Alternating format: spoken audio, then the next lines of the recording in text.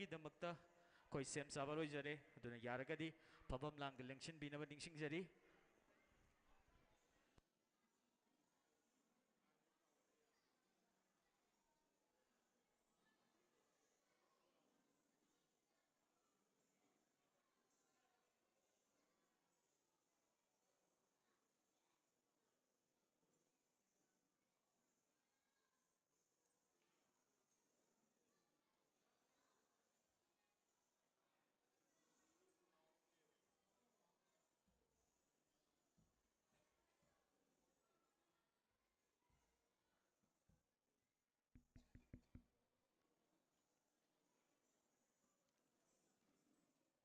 ꯈꯨꯔꯨꯝꯖꯔꯤ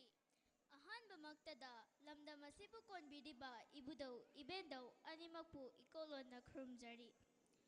ꯃꯁꯤꯒꯤ ꯃꯇꯨꯡꯗ ꯉꯁꯤ ꯖꯨꯟ 9, 2024 ꯅꯣꯡꯃꯥꯏꯖꯤꯡ ꯅꯨꯃꯤꯠ ꯑꯁꯤꯗ ꯍꯧꯈꯤꯕ ꯃꯦ 15ꯗꯒꯤꯅ ꯃꯦ 31 ꯐꯥꯎꯕ 15 days ꯁꯝꯃꯔ ꯀꯦꯝꯞ ꯄꯥꯡꯊꯣꯛꯆꯔꯛꯄ ꯑꯁꯤꯒꯤ ꯀ꯭ꯂꯣꯖꯤꯡ ꯐꯪꯁꯟ ꯑꯁꯤꯗ ꯂꯦꯡꯕꯤꯔꯛꯏꯕ ꯈ꯭ꯋꯥꯏ ꯄꯨꯝꯅꯃꯛꯄꯨ ꯇꯔꯥꯝꯅ ꯑꯣꯛꯆꯕꯒ ꯂꯣꯏꯅꯅ ꯈꯨꯔꯨꯝꯖꯔꯤ ꯊꯧꯔꯝ ꯑꯁꯤ ꯍꯧꯗꯣꯛꯆꯅꯕꯒꯤ ꯑꯌꯥꯕ ꯑꯗꯨ ꯃꯌꯥꯝꯒꯤ ꯃꯐꯝꯗꯒꯤ ꯂꯧꯖꯔꯤ ꯑꯍꯥꯟꯕꯃꯛꯇꯗ ꯉꯁꯤ ꯊꯧꯔꯝꯒꯤ ꯐꯝꯄꯥꯛꯇ ꯂꯦꯡꯈꯠꯄꯤꯅꯕ ꯏꯀꯥꯏ ꯈꯨꯝꯅꯖꯔꯕ ꯑꯣꯖꯥꯁꯤꯡꯕꯨ ꯀꯧꯊꯣꯛꯆꯒꯦ ꯑꯍꯥꯟꯕꯗ ꯉꯁꯤꯒꯤ ꯆꯤꯐ ꯒꯦꯁꯀꯤ ꯐꯝꯐꯝ ꯂꯥꯡꯗ ꯂꯦꯡꯁꯤꯟꯕꯤꯅꯕ ꯏꯀꯥꯏ ꯈꯨꯝꯅꯖꯔꯤꯕ ꯑꯣꯖꯥ Shri Sougrakpham Hemanta Singh Sangeet Natak Akademi awardee and life time general secretary Manipur state Shumang Leela council ꯑꯣꯖꯥꯕꯨ ꯂꯦꯡꯈꯠꯄꯤꯔꯛꯅꯕ ꯅꯣꯜꯂꯨꯛꯆꯔꯤ ꯑꯅꯤꯁꯨꯕꯗ ꯑꯣꯖꯥ ꯀꯥꯈꯠꯇ꯭ꯔꯤꯌꯦ ꯑꯣꯖꯥ ꯀꯥꯈꯠꯇ꯭ꯔꯤ ꯉꯥꯏꯈꯣ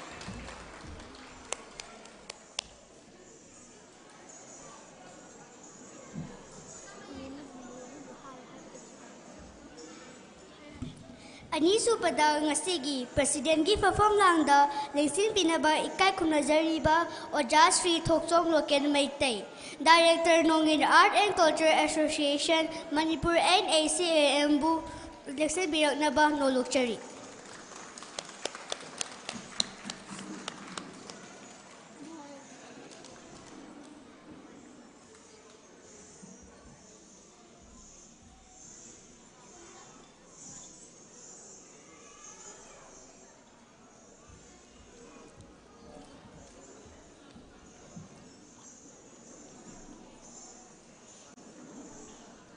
ꯑꯔꯣꯏꯕ ꯑꯣꯏꯅ ꯉꯁꯤꯒꯤ ꯒꯦꯁ ꯑꯣꯐ ꯑꯣꯅꯔꯒꯤ ꯐꯝꯐꯝ ꯂꯥꯡꯗ ꯂꯦꯡꯁꯤꯟꯕꯤꯅꯕ ꯏꯀꯥꯏ ꯈꯨꯝꯅꯖꯔꯤꯕ ꯑꯣꯖꯥ ꯁ꯭ꯔꯤ L. ꯁꯔꯠ ꯀꯨꯃꯥꯔ ꯁꯤꯡ ꯁ꯭ꯇꯦꯠ ꯀꯂꯥ ꯑꯦꯀꯥꯗꯃꯤ ꯑꯦꯋꯥꯔꯗꯤ ꯑꯣꯖꯥꯕꯨ ꯂꯦꯡꯈꯠꯄꯤꯔꯛꯅꯕ ꯅꯣꯜꯂꯨꯛꯆꯔꯤ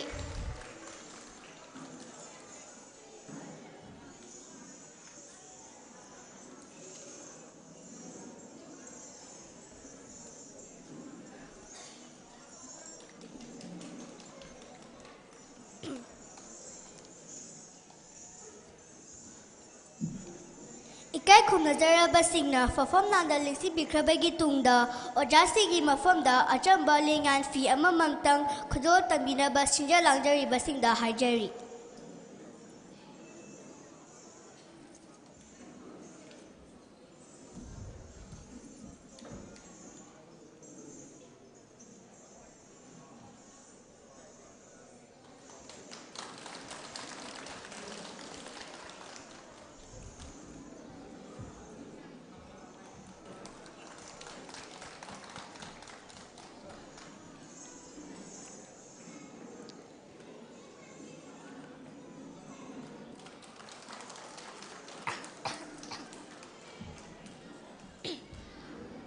ꯑꯣꯖꯥꯁꯤꯡꯕꯨ ꯍꯟꯅ ꯍꯟꯅ ꯊꯥꯒꯠꯆꯔꯤ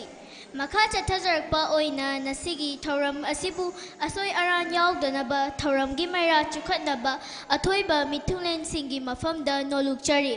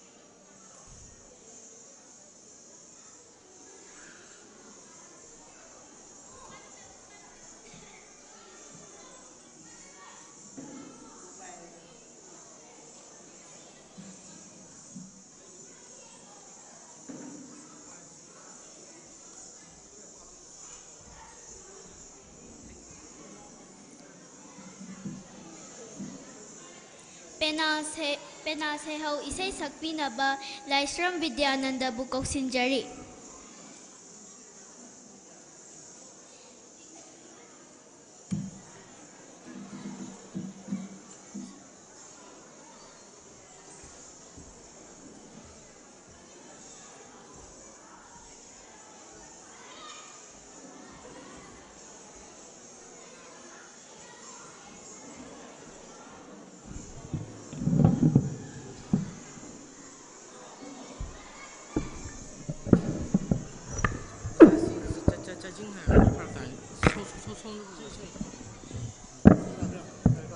Hello, hello.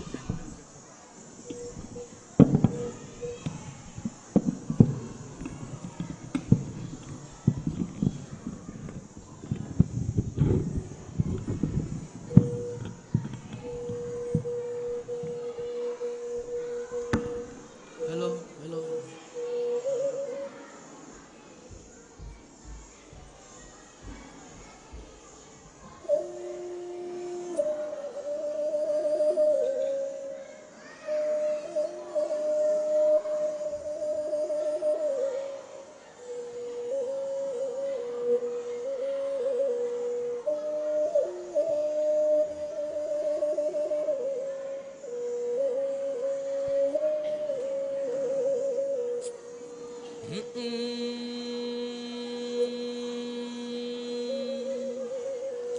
Hey cha suhayani haya cha suhai hey haya hey ho ho ho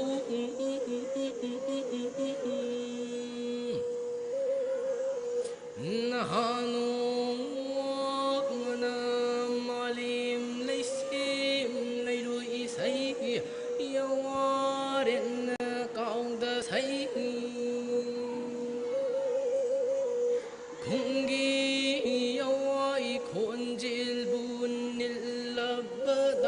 Ninda say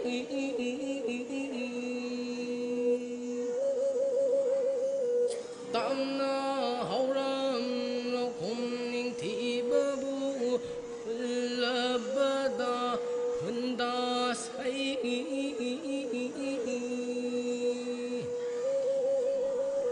Ogri nang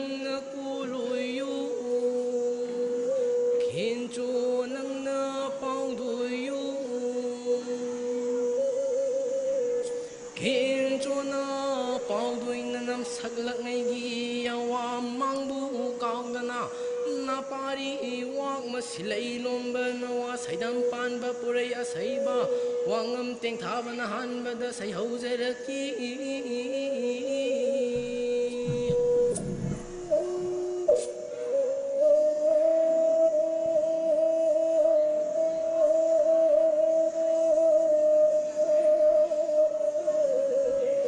si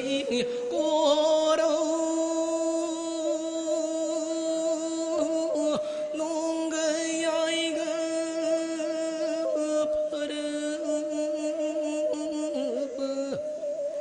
thabi man sing ji il de thaba man la nang de thawan mi chang ma sa ta de Jadiba Thoram Sibu Yai Patozal Bibi Tozal Iri Kiglugi Son Nava Pungi Mayai Irat Puna Mangda Tham Shingu Layang Kibitna Shingyogi Layang Kujo Kujo Tam Ladana Lay rangi lay hutang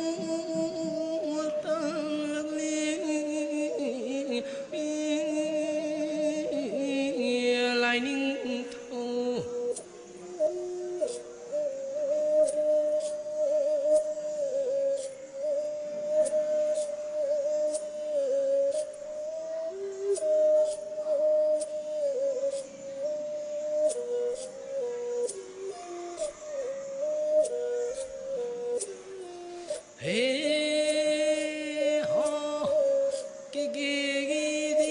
sarin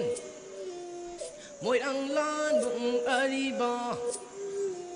mỗi đang thẳng dinh côi đê lai lục tang isa na ga ma pan na sinh lâu sắc yên na ba lai ninh thâu hay crack sâu jin sa ba lam sarang put mai tu ba lam ya cầm lui đi ta điết mực yai phở thâu zal bi bi ge thâu zal i đi khik lu ge son na pung gi mai ai da sinh em lấy đang khu cho bãi du na lấy đang lấy hụt tâm la de mai sinh thang mai hắn bờ lai nông phục quay đầm a tuôn bờ sa điện tan khăm ya ga chik pa hành ang pa tờ chắc ta bờ làng quỳ tu khai tung li ba sa mà không mà đi pan bờ bu không nên na bờ lại ninh thâu mà dinh sa rồi hùng phùng mà thôi nhà cầm lối đi ta điện mực yai phở thâu giả bi bi ge thâu giả li đi khik lu ge son na pung gi mai ai da sinh em lấy đang khu cho bãi du na lấy đang lấy hụt tâm la de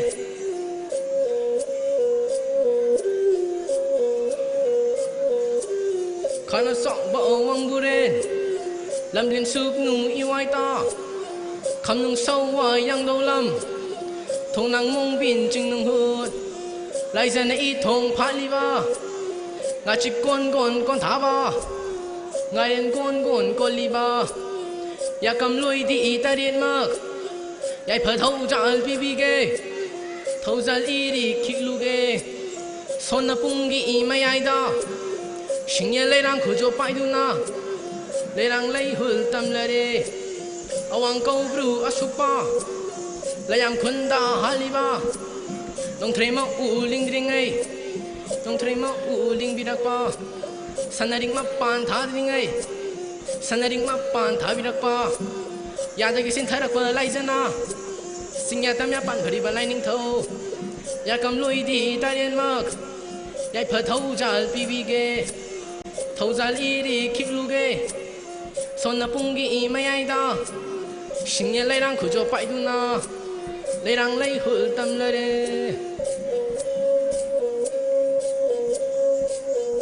sinh em ha khui lại đi lại ninh thâu son na pung gi mai ai da ma pu pham ba lang ba lam ira thu na mang được thong sinh lại am khi biết sinh em đi lại đang khu cho tâm a phở bờ yai phở bờ ngai bờ pin bi u hai du na khom bi mai ra trong na chu yai phở thông ni riêng li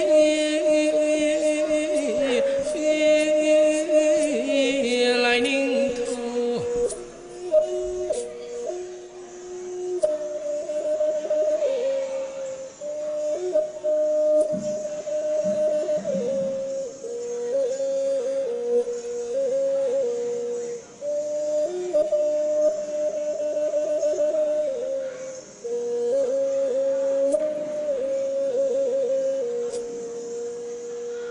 Thank you.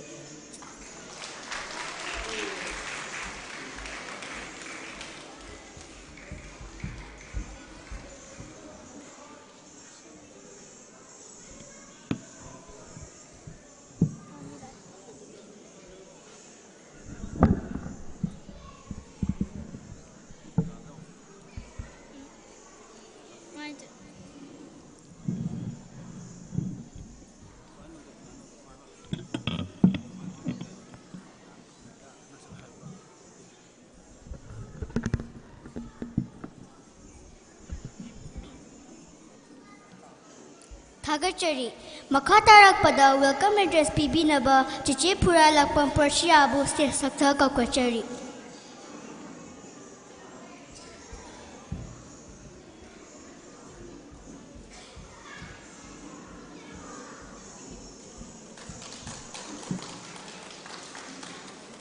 Ahanba Maktada, Lamdam Masibu Konbiriba, Ibudho, Ibendho, Animapu, Ikokno Kurumjari. Ngasi, Jungi Tarik Mapan, Nong Majing Numid Asida, Hokiba, Megi Tarik Tranga Dagi Hoduna, May Kuntrama Toifauba, Pangtok Jakiba, 15 days summer camp Asigi Loshin Bagi Tauram, closing function Asida, Lengbi Ragliba Kwaipum Namapu, Taramno Okchari, Kurumjari. Ngasigi Taurangi, Mayai Tangba, the Lingsin Binabagi Damak, Aikoina Haja Ruba Matamda, Chillaba Tabak Togai Kaya Kaitupiduna, Ayaba Pibirakba, Taurangi Lighting Obibagi Damak, Hanna Hanna Tagachari, Amadi, Lengsin Biriba, Parents, Guardians Singbusu, Taramno Okchari, Makha Tarakpada, Print Mediagi, Ichininau Singbusu, Taramno Okchari, Kwaipumna Makpu, Subchin Jaraga, Taramno Okchari, Kurumjari. Jamna Pangtok Chariba, Tauram Masibu, Loiba Fauba, Mapung Fahan Binabagi Damak, Mayambuno Lukchari. Wafang Kara Asiga Loinana, Taramno Okpagi Waro, Matang Aswai the Tensin Jari, Mayapum Namapu, Amukusahana, Kurumjari.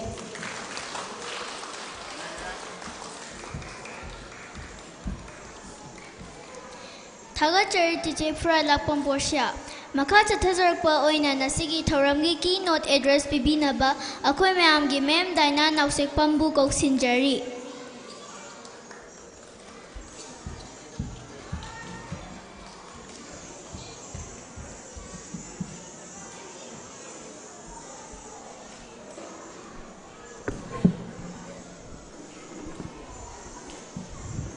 Ahamba Maktada.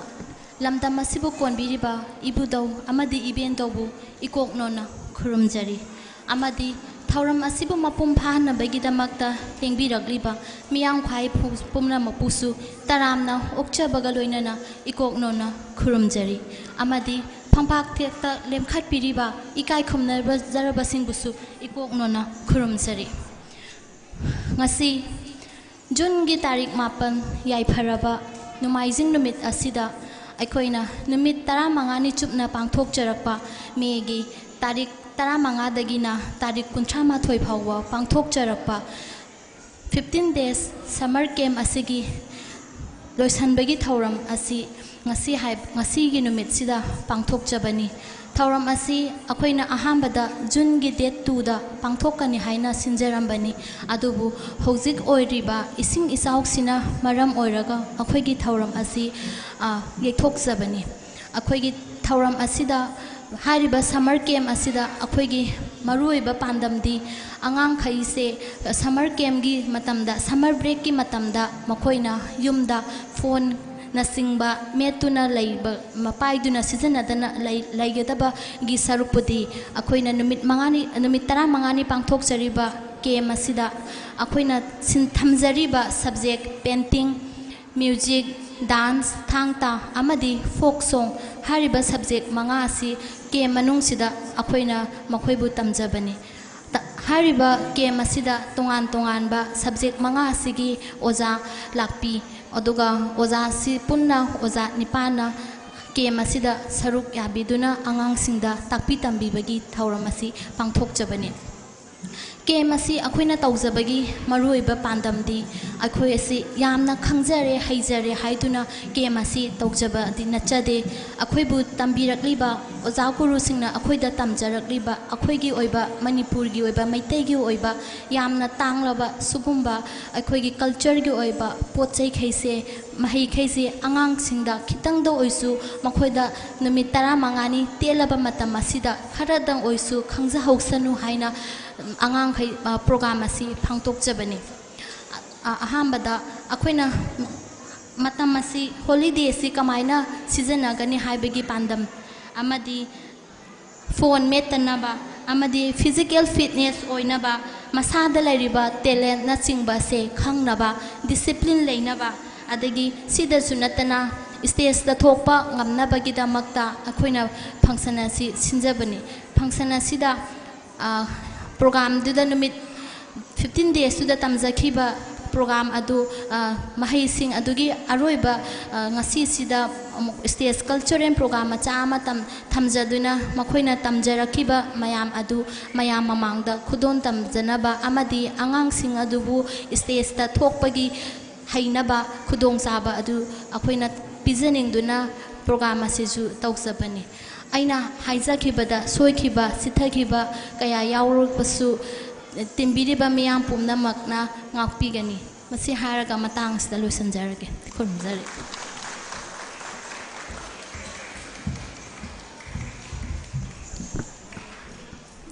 Thagachari Memdainabu Makatarak pada handaki summer camp asida takpi tambikiba akoigi oja singbu khudol pot amamamtang khudol tamjanabagi tanjalauzage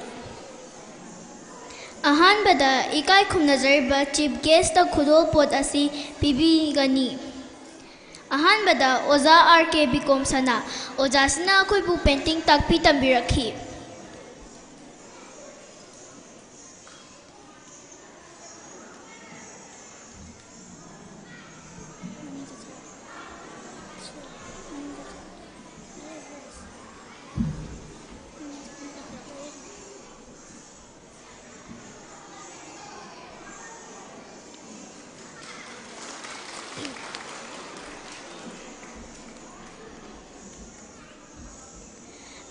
Ani subada oja Lakshmilan oja asina akoibu music tapi tambirai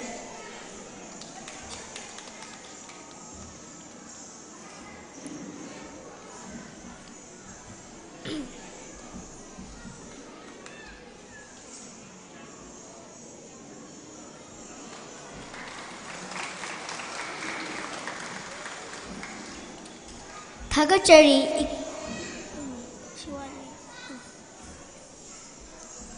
Ahum subada oza daina nausekpab oza sna khoi bu jagoi takpi tambirakhi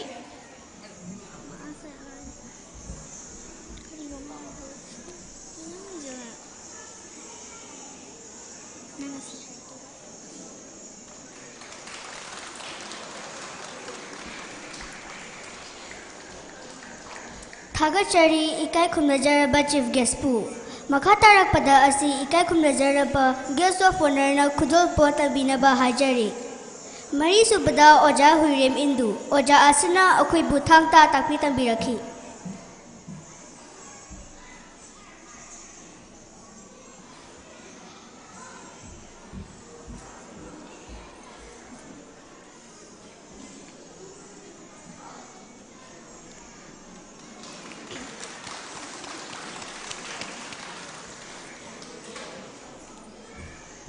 Manga subada oza Kangjam Ranjana oza sina khoi bu thangta takpi tambirakhi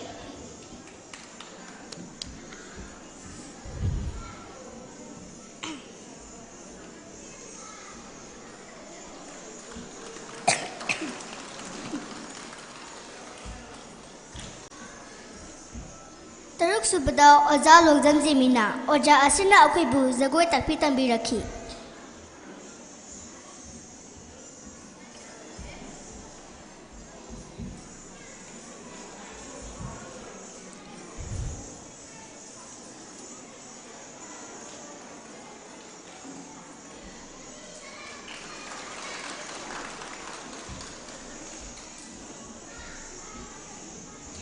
Thagachari Makatarak pada ikai khumnazariba president na khudol pot ase pibigani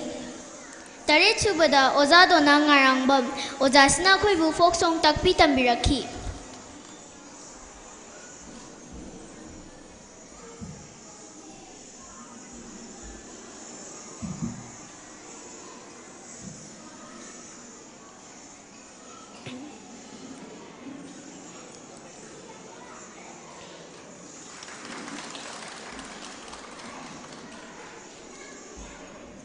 Eko panic thinba khongba Ahan bada oza Samu Macha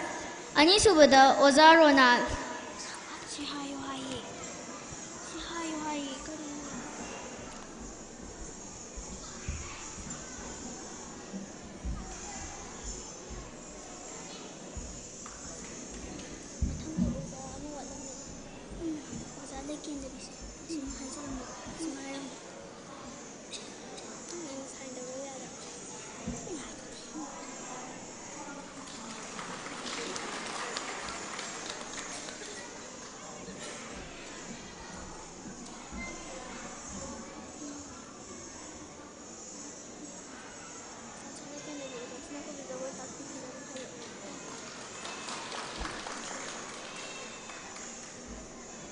Nepal सुबदा ओजा नोमाइथेम लेकेंदबी ओजा असिना अखोइबु जगोय ताकपी तंबिरई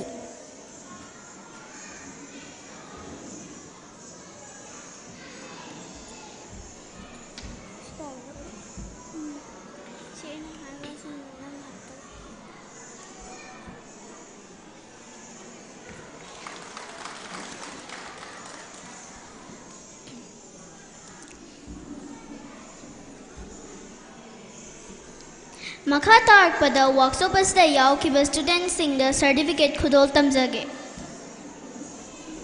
अहानबदा chief guest पु certificate पीबीनबा हाजरी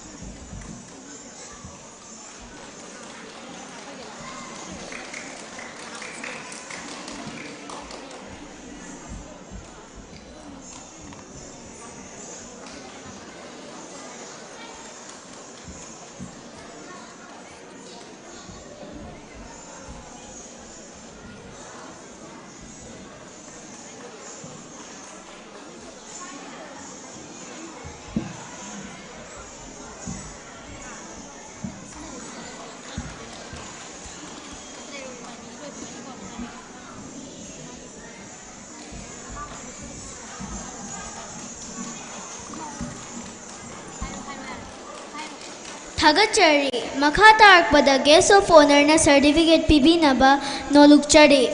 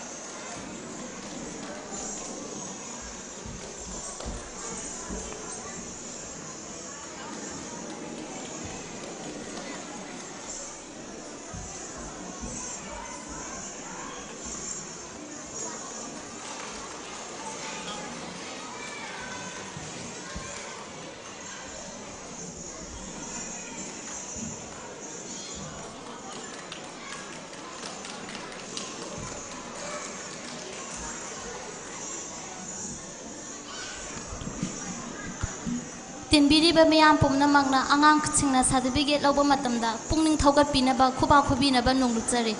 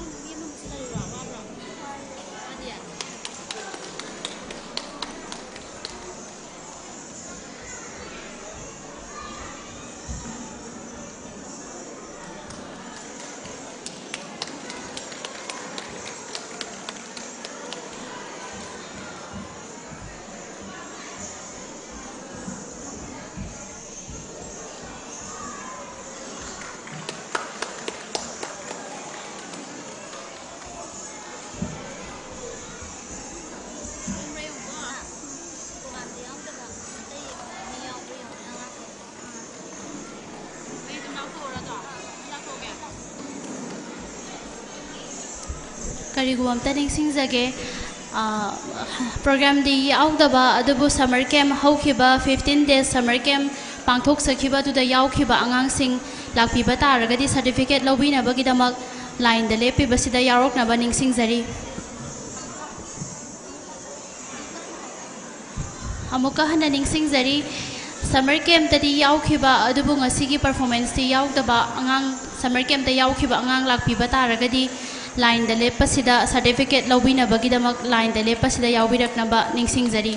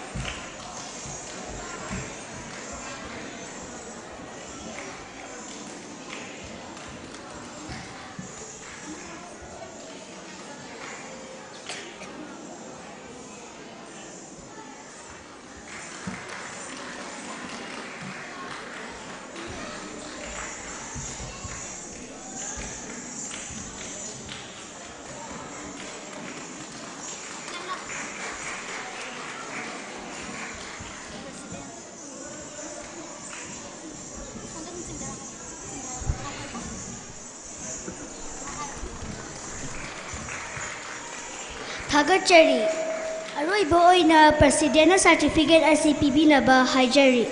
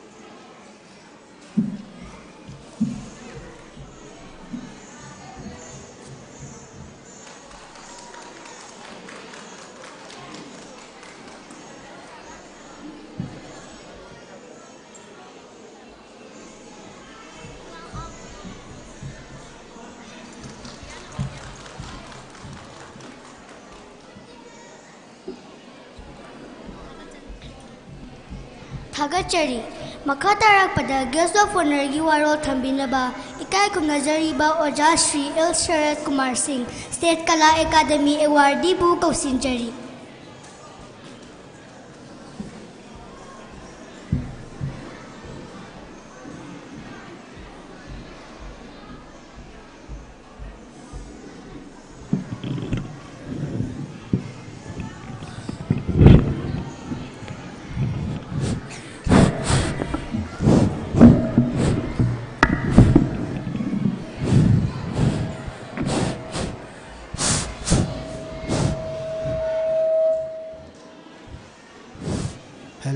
Hello.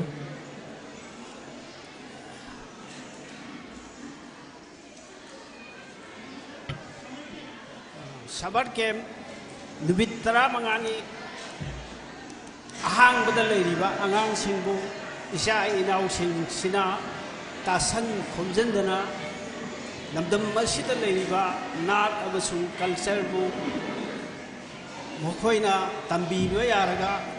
tambiraba matungda ngasi asi aroiba nubit oina sumang lila sanglen sida mokhoina haijaba kharadang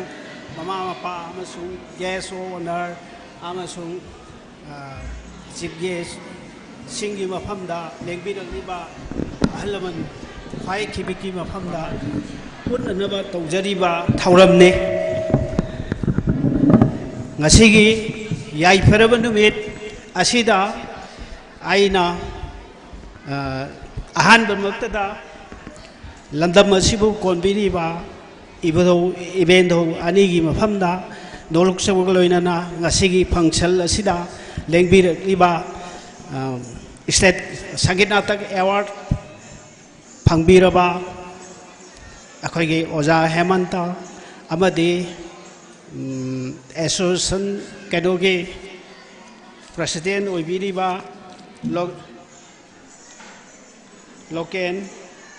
thoksom loken meitaibu aina taram na oksari oksabagaloina loina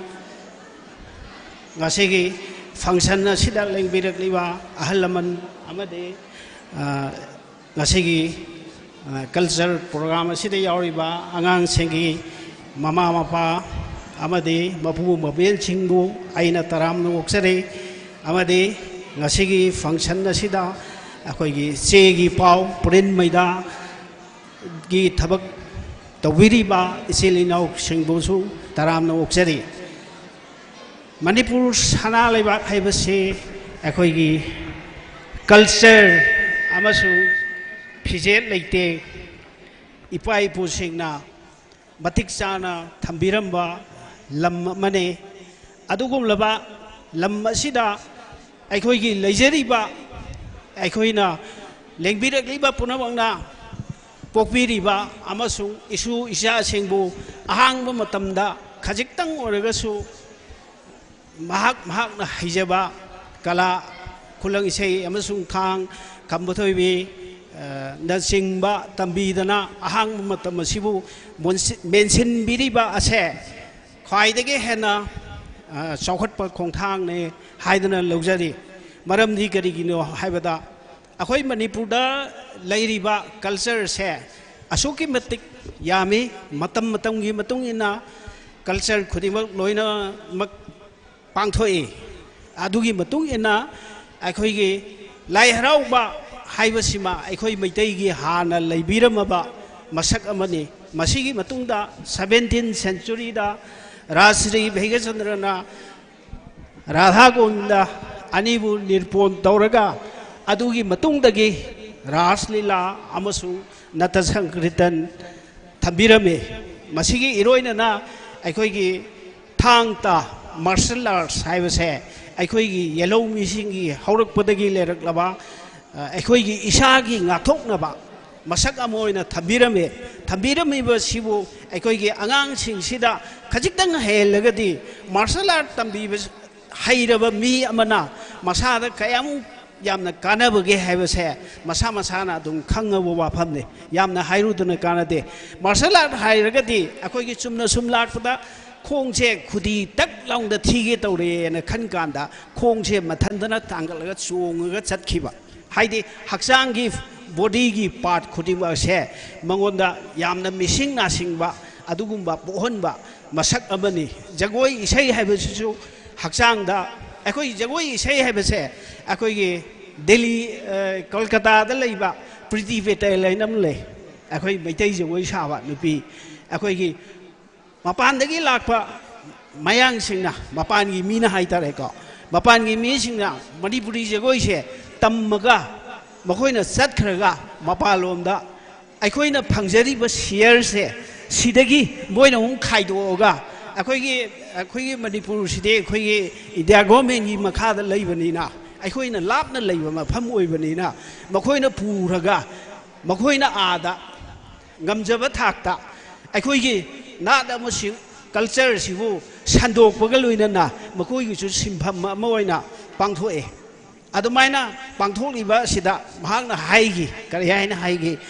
Meitei Jagoi से साबा मतमदा अखोइगी therapy हाइबदी Meitei Jagoi से साबा मतमदा अखोइगी ताइबंग मियोइबगी अखोइगी हक्सांगदा अनाबा हाइबसे चंगबो ngमदे हाइबा काइनोदा हक्सांग से थेकपा नौबा हक्सांगी पार्ट खुदिमक से मैतै जगोई सिना लोइनमुक सिनबे हेले अखोइगी कथक हाइरगदी कथक से स्वाइदा दुम साबा को अदो मैतै जगोई फै नम्बा अदगी फै हौगटपा अदगी हक्सांग से थेकपा सिगुम्बा मयाम चंगे मैतै जगोई सारगदी अदुना अखोइगी हक्सांगदा अनाबा लैबा से मैतै जगोई साबसिना कोकपा ngmme हबा अदुगा असिगी मतुंगदा राजश्री भैगचंद्रन थंबिरंबा रासलीला अमसु नट संगठितन असिना अखोइगी परंपरागी ओइबा अखोइगी मैतैगी अहल लमनसिंगी अखोइगी श्री गोविंददा राधा गोविंददा चंगजब मसक अमा ओइना महांगना फोंदोइबिसे चंगजब अखोइगी महांगना अखोइगी संसार से थादोगा चलमदाइदा श्री राधा गोविंद अनिगी चरणद चंगजबगी वाखलोनी रासलीला हाइबसना अदगी ममांगदा आइना हाइगिबा लाई हराउबा हाइबसना अखोइगी मैतै हाइबा अखोइगी इनात असे चौखटपा चही अमगी मनुंगदा खुल लैकाइदुदा लैरिबा लाई अदो हराउर मतुंगदा चही दुगी थोकदबा थौदोक अदगी लाकदबा तिनमु लैमुसिंग तानथोकबा मखोइगी मचिंजाक पिजबा अदुगी मथकदा अखोइगी अतिंगोक मरु सीदबना गुरु सीदबदा अखोइगी ताइबंग मियोइबसे सेमो ना हाइ कांदा सेमगदी लैरगदी ताइबंग मियोइबना कमाइना लैगदगी हाइबदे कमाइना लैगनी हाइबा कमाइना लैगनी हाइबदे मियेमा लैत्रागदी युम साबा अदगी nga फाबा लोंग खोनबा पात चतना चिंग चलगा सिंग चनबा असिना चिंगबा ताइबंग मियोइमा ओइतारगदी असिगुम चंगिबा मसाकसिबु ताकपदुबु लाई हराउबु कोइ अदुना अखोइना आई खितंग ngasiगी सिदा अखोइगी मयाम वांगदा डेमोगी फिवम हाइतारेको अमा खतंग मतियम खतंग तौजगे लाई हराउबुगी मतंगदा अना लाई हराउबु जगोइसि साब मतमदा अखोइना खुल अनि सि थांदोगा सुमाइना साबदुबु अखोइना लाई हराउबु जगोइ साब कांगुना सुमसा हाय अदगी सुमाइना सिदा हाइबदुबु चंप्रा ओपी हाय अदगी सिदा खुल अनि पुछलगा सुमाइना लैबदुबु खुजियेंग लैबा हाय अदा लाई हराउबु हाइबसिदि ngसाइगी चंप्रा ओपी सुमसा खुजियेंग लैबा लाई हराउबु सिदा लोइरे अदा चंप्रा ओपी हाइबदि कैनोदा कोरो इपाना मालेम इमागी मथक्ता लाई जे इसिंग हाइदि नोंग तारकलबा मतुंगदा मना सिंगना अमसु अखोई ताइबंग मियोइबबु लेंगली पालिबबु लैबंग ngमहल्ली हाइबा मदुबु अखोइना चंप्रा ओपी हाइबदि कोरो इपाना थादबिरकपा अमृतगुंबा नोंलिक अदो अखोइना वोक्चरी हाइबने अदा मसिगी मनुंगसिदा अखोइगी अहलमनसिंगना युम्बालोंदा अमा पुसलमे करी हाइना पुसलमगेदा ताइबंग मियोइबा अखोइदा ब्लड मखल अनि यावे रेड ब्लड अमा white blood ama white blood sina sagai dugi chathang puthang sandok no blood ne adugum laba white blood ado ngasai gi koru ipana thada birak pasida yaura I madu aina wokseri heba haibagi wakhalo lama puchalai aduga sina aikhoi gi oi haiba se aikhoi meite khoina nupi bu khangnei heba yet haiba sina nupa aduna sumaina hairi bu jagoi se sidaisda oina oigi khutna longaga yet ki khutna uppaga thari se si aikhoi pi pa ani se yum pale chaprau pida hairi bang saigi thada birakli ba white blood do aine lawsanjari aduga yet oi aikhoi ani yum pale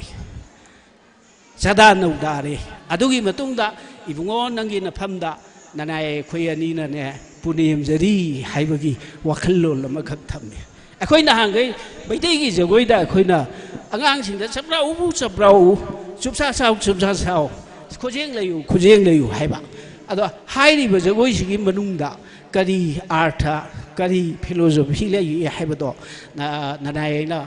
aikhoi gi lengbi de liba khodim ki ba phamda ma oja sing na thabiram do matek ama khatang thabiram bani adagi ras lila haiba sila kandana aikhoi khul ani se sumaina lairau da hairam ba se tuoga ras lila na sumaina haire mase aikhoi sali haira khange jagoi gi londa ada sumaina hairaga sare ada si hairi sina kaino da aikhoi gi taibang mioi ba khoi khuding ma se khudum tasallaga pole imagi pibung dagi adagi siram dai da khoi se kubang tingaga chatli haiba ana masai sidagi tasallaga sumaina hairi se ai chatli haiba adagi masigi mathangda jagoi se sumaina haire aduna aikhoi gi radha gobida ani lengchalla kanda ras lila loirak pada prathana haidana mase prathana idi kaino choro nakta thambiyu tolaba nanai ni khanbiduna haiba ana choro nakta thambiyu tolaba nanai ni khanbiduna haiba ana choro nakta thambiyu haiba khutse aikhoi gi meaning and communication haidi sign tobuna gari da lepo chalu haibagi wakhalonda aikhoi gi ipai pu chu hina jagoi sida choro nakta thambiyu sumaina choro nakta thambiyu haiba ahallaman singna sembire ma wakhalone ana nanai aina punamu pu mafamda bidai lojari thamjari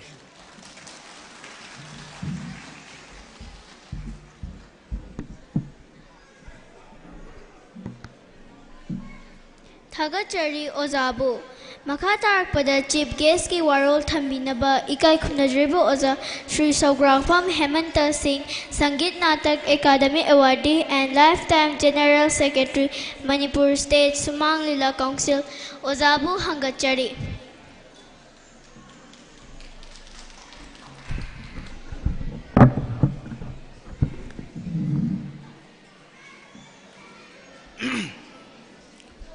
numit taraga mangani subna satharak pa summer camp sigi loisan thorom sigi numisida ngasigi preside to biriba ay yamba Toksom Loken Director Art and Culture Organization amadi kai khumnajariba Manipur State Kala Academy Awardee yamba Sarat ngasigi guest of honor gi phampham lang de lengsen biriba koknon khurumjari loinana numit taram ngani satharakpa ke masigi manungda nungsi khraba akhoi gi asa oijariba angang mayam punna maksing se KMS da yaudaba yade yahon gadabani haidana KMS gi nunggi obe wakalon mayam adu khangbiraga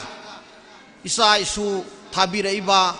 loina nangasina makoy na tram ngani sigi manung sida tawjariba thabak thoram kasi pigadaba performance mayam se yahon gani haidana amadi yengbi gani na lengbi reiba guardian Singh अहलमन सिंह इसे इसल मयाम पुनमक ओजा गुरु सिंह पुनमकु कोंगन खुरुमजरी लोइना लोइना असिगुंबा केम असि ओइरंगनबा होनबदा सोबा थौदांग लौजरीबा अखोई ओजा निपान अमदी मखोइगी मरु मपांग मयाम पुनमकु आई खुरुमजरी तोदोगदोन मिंगदि लोइना खंगजद्रे खरदंग अंगसरबदा अखोइगी सानुपी दाइना Sissu अखोइगी यामना नकनबा हाइतारे सुमांगिलागी अफावबा writer Kamal Kumar नौशेकपम मैदना लेगिद्रे ओजादो ओजागी सानुपीनी मा अखोइगी school की ओजा ओइदना लेबनी अदुगा लोइना लोइना अखोइगी थांग तागो तंबीरिबा ताकपीरिबा अखोइगी सानुपी इंदू लोइना अखोइगी इयाम्बा सरकी सानुपा अखोइ मिलन मखोइ सिंगसी ना असुम्बा थबक थोरम तौदोरे ना इंगोंद वारी लीबदगी होन वाइबदा सिगेसु यावना वाइबनी सुमाइजे तुम मथंग मथंग अदुजु लेबिरिब्रा हाइबदा सिगेसु लेबिरिब्रा हाइदा मयामना लेने मयामना काबगाउ सिननबा सिगेस अमा लेये आइदना आइजे सिगेस वाइबदा होन वाइबदा यावबदा सिगेसनी आइना याम था वांगदनगा यामबसिंगी मथक्तगा फम्बा सिगेस अमा नते अदुना तेंबिरिबा मयाम पुनमंगना ngaक्पीगनी अदुगा प्रिंट मीडिया की सिनेनाउसिंग असिगुंबा थबकसे थौरमजे यामना लुबा थौरमनी अदुना अखोइ तौदबा यादे ngaक्तोरसु कोवरेज तौदा यादे गायना लाक्पीरिबा प्रिंट मीडिया की सिनेनाउ मयाम पुनम पुंग अखोइ लेतना थागसरी ngasiगी थौरमसे तसेंगबा हाइ तारगदी इरमदमसिगी इरेसा खुदिमकसिंगसे पृथ्वीसिदा ऐसी कमायना उतंग सक्ताक सिगे ऐसी कमायना उतंग मसक खंगन सिगे ऐ इसासे कमायना सेम सिगे मा कमाय मी उहेनगदगे करमाय तोरग पृथ्वी से फाइट तोहनगदगे हाइबगी वाखलोंदा कोक थादरक कुइरे यामना अकन्म मतमदा मणिपुरदा फॉर्मल एजुकेशन लाकपदगी फॉर्मल एजुकेशन जी स्कूल नाइदना लाइक तमनरक मिकुप अदुदगी मणिपुर की अखोइगी पुआरीदा सुम यरंगप मतमदा मणिपुर की सौखलोन हाइ ताइको सौखटपगी मोंग से होंग्रबनी अदुना ऐ साधु कई सा कई तोहनी IAS ओहनी ऐ साधु कईदोनी डॉक्टर ओहनी ऐ साधु कईदोनी इंजीनियर ओहनी उकिन ओहनी अदोमदा फॉर्मेशन अमा लेग्रबनी मदो ngasiदी ओइद्रबरा हाइ तादी इसानुपा IAS ओइरे इसानुपादु उकिल लोरे अफावबा हाई कोर्ट की जज बो ओइरे अदुगा इसानुपादो डॉक्टर अफावबा इंजीनियर अफावबा साइंटिस्ट अफावबा अमेरिका दबो लेरे इसाजे अदु यौना सेमबा अदु यौना मॉडर्निज्म द लाक्तना पृथ्वी चैलेंज तो बंगंबा अखोई इसा लेर कांसिदा करी अवार्ड पर लेरीगे ngasi करी अवार्ड पर लेरीगे कोई सोसाइटी जी करी अवार्ड पर लेरीगे जे मुन्ना थादब मतमदा अखोई अवार्ड पर अमल लेरमे ऐगी इसादो मैतै ऑफिसर ओइरमद्रे सिने ऐगी सानुपा डॉक्टर दो मैतै डॉक्टर ओइरमद्रे ऐगी सानुपा दो मणिपुर कनबंगम साइंटिस्ट ओइरमद्रे करी ओइरमगे बुने ममानबद लान पोक्थेंग थेंगनबा अरे फाइट पुतौ तौनबा प्रोनबा मान हौरखिबा मैतै गी लमदम मणिपुर दो अदुबुदी कनबंगमदबा मसासिंग मयाम थोरखरे ngasiको मदो मोय करिगिदमक्ता मोयना कनिंगददना कंदबरा हाइतादी मोय याम कनिंगिबनेबा अदुबो अखोइना तंबीबा सोनबदगी ममा मपाना सेमबदा काखलमा होबदगी अखोइ मोय कनमंगमदबनेबा अदु ngasiदी उरक्तना नुमित 35 की वर्कशॉप से थारइबनेबा बदु अवार्ड पदु पैकअप तो अखोइ पैकअप अमल लेबदो मेंशननबगिदमक्ता 35 वर्कशॉप से तौरिनी करीना हाई तारगदी ममांगैदा सोंग मरफुदगिना ngasiबौ मनुंगसिदको सोंग मरफुदगी अदवाइदगिनी अखोइना याम कन्ना अखोइगी इसा इशु सेमब सोइजलइसे याम कन्ना सोइग्रिसे अदुना मजाइदैदी कैदौरे अखोइ इसै ngंगबगी महुता पेना पारगा इसै सओदना पेना पारगा पुंग अहुम इसै सओदना इपाइ पुना तंबिरमदो ngasiदी गिटार पारगा सक्तु उबने बखुज पेना पारगा सिंगु इबोना नुक्सिना सामबा पृथ्वी नंगनब खोनाव अखोई खोंथांग अमल लेरमदो मांगरकांदा तो लेगिबने मदैदा गिटार पाइथोबदगी अदगी ड्रम सेट यैरुबदगी को अखोगी प्रकशन अपपा मैतै पुंजिन लै लैना दुलोकसिन लै लैना ड्रम की कोंजेन द ngauruबदगी अखोई म्याम से ngasi di अखोइन यैरुब पोतो मैतै की ड्रम हाइबि यादे बा हुजि मैतै की गिटार हाइबि यादे बा मणिपुर की तानपुरा हाइरु या पोते बा हुजि मणिपुर की हारमनियम हाइरु या पोते बा मणिपुर की लैरिबा पोसै म्याम पुनमक्सी हांगदना लेहौदुना अखोइना अदुम खंगौदबगी मिकुप अमा लाक्तना अखोइ ngasi अखोई फना चाव फम पायरबसु फना चाव थबक तौरबसु अहोब अमा लेरे इसे अदुननी हाइबसे ngasi खंगरक्तना कालेन सुति की मतमदा अगी सासिंगसे अखोई मैतै की ओइबा पुवारी की ओइबा लाइबा फोक की डांस फोक की इसे फोक की जगोय लेरिबा पुनमक्सिंग की तमलकांदा मणिपुरी से सक ताकपदा इसासिंग की याहोलगे हैना मणिपुरी से नंग मैतै रा अना हंगम मतमदा नंग मैतै रा अना हंगम मतमदा आई मैतै नी हाइदा नंग ngangi लोंदुदी इंग्लिश नत्रगा हिंदी ओइरेन खलजिन मा मैतै ने सोया रोइदमनिको आइना अतोपा आई मैतै ने न फनेम कन्न मुरसुने नंग मैतै की इसै खंगद्रदि नंग मैतै ओइद्रमनिको नंग मणिपुर की वारी खंगद्रदि मणिपुरी ओइरोइदमनि अदुना अखोइना मणिपुरी ओइ बाइबा मसंगे मरम दैना सर मणिपुर यामना ओइनिंगबा न वखल लमा याम कन्न हाइजरी सि कैनो हाइतागदि पृथ्वी दे लेरिबा जाति पुनमक्तगी कल्चर द रिच ओइबा हाइतारे कल्चर द रिच कल्चर तौबा हाइतागदि इना यामना खुनबा कल्चर इना कुब मणिपुर निको मणिपुर नि हाइबसिमा वखन मुन्न खलदोन मणिपुर की इसै से यामना तोंदबा इसै नतेबा मणिपुर की जगोई से यामना तोंदबा जगोई नतेबा मणिपुर की जगोई से भारत की क्लासिकल लैरी मैम से मनुंगदा यामना मांगजन दाबा क्लासिकल डांस नि कोई रास लीला गाइस अदुना अखोई रिचुअल द कसे नरिबा लायराव बा अंग फंगबा अखोई कनो तोबा पृथ्वी द फावबा याबा कनो रिको अखोई से अदुना मणिपुर द लैरिबा कला विद्या की मरमदा इसै की मरमदा जगोई की मरमदा थिएटर की मरमदा लीला की मरमदा कयामु यामना लैगेबु मणिपुर से को मी अमतंग तोबा थिएटर दगिना मी यांखै तोबा अदगिदि मी सामा तोबा थिएटर मी सामा तोबा लीला अदुगा मी ने लिसिंग तरा तोबा लीला लैबा मणिपुर थाजबिब्रा मी लिसिंग तरा तोबा लै अदु करिनो हाइतागदि लाई हराउबा हाइबा कुमै जे मी लिसिंग तरा न तोबा याबा पोने स्वाइदो उदबा ने लैमा पोपंगुम्बा अदगी मोरांग थांजिंग हराउबगुम्बा खोरि फाबा हराउबगुम्बा मी लिसिंग तरा मु पार्टिसिपेट तोवे अदसे पृथ्वी द लै पोंती बसे नोंगामदगिना अयु याहोरपदि पुंग तरेतगिना हौरकांदा सिंगु इबुंगोन याकारोन सकरा मथंग लाइबाउ सेंदगी तौरैबा दगे लाइबाउ सोंगिबा जगोई सारिबा इसै इसैबा पुनमक्सिंग जे 24 आवर्स सिदा मी लिसिंग तरा तिनबा याबा लाइनिंग लाइसोन हाइबदि अखोई पेक नाइन लाइरबा अखोई अदुंबा पोसे मैतै खतने लैयेबको अदुना मैतै की नत संकीर्तन हाइसे पृथ्वी नते इंडिया की येंगपा मतमदको इंडिया की नमतदा भारत की करी हाइतारे मासे प्रधान संगीत हाइताय भारत की प्रधान संगीत अमा थियो न हाइतागदि मणिपुर की नत संकीर्तन जी ओइदोइने अतोंना चावगर अतोंना फजगर बाय कोगी इसै नेबको मसी खतना अखोई जी हिमाई चुमदन लाइमनी इसै इसी खतंग तारो मतमदा ममागा मसागा लैनबा मरी मपुरोइबगा मागी रमनी दुगा लैनबा मरी खुंगंग दुगा लैनबा मरी मैम से लोइना खंगबा ngamba अदुंबा अखोई कल्चर नेबको अदुना हुजिक से ngasi se isa nupi nupa jingi yengo certificate am lo la kuma tamda ozagi khongda laiba katkedo ni haibese khangba hauri ne sidani mapa mapu gi khongul lira ka toisi ko aduna ngasai gi ai gi jagoi kari no da khamba thoibi gi jagoi tholokpa matamda ai seliba dress kai no hai matamda akoi gi legendary hero khamba ko ba ma lerami magi thoibi ko bi ma lerami moi khamba thoibi du shape dress ne koi na seli jena dress to ma sak khangi matamda नुई फिजे सक्सा लेजबरा ने mean हक मतम दु लै N खुंबंग हमदुइने अखोई गी सै फजबा लै N खुंबंग हमदुइने अदुना अखोई गी असुंबा कोर्स है सै खुदिंगी कुमजा खुदिंगी तौदना यामना फजबा मोंगदा अखोई तौगदबनी अदुना साउखत प लेपाक अमा हाइबसे को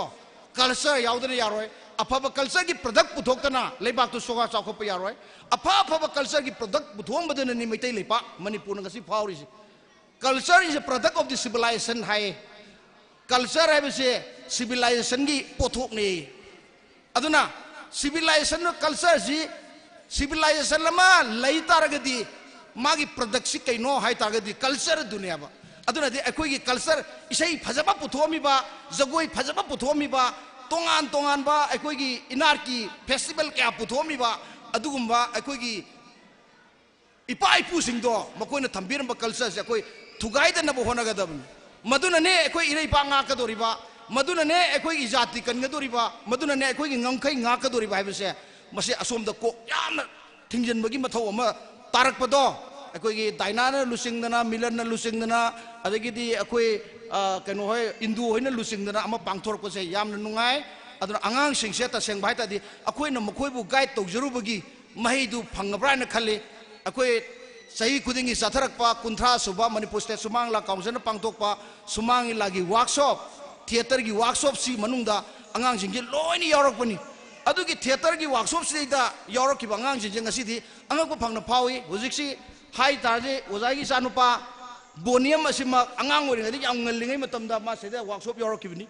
रे गोकुन जुदुंगाइरे अदगी कनो जुदुंगाइरे देनी जुदुंगाइरे अदगी दी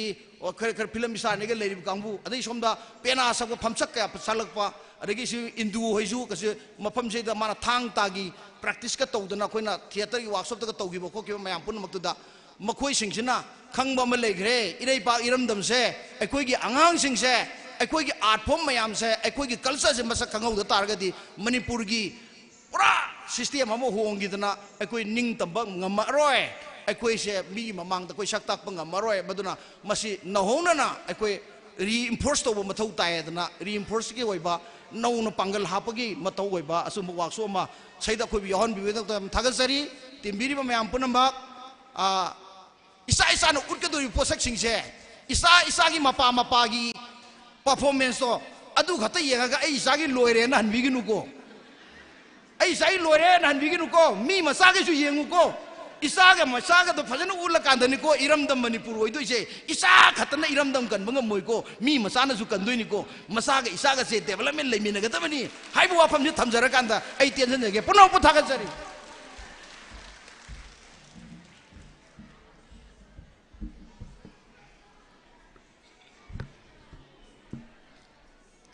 थागचरी ओजाबु मखा तारकपदा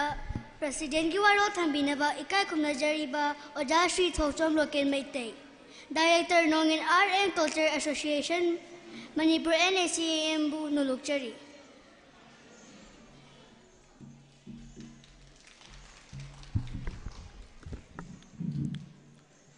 ngasi zul gi tang mapan inga gi humni panba mangang luwang khumul langdai narakpa pungpham masida ibdo ibendo gi masaigal oiriba akhoi gi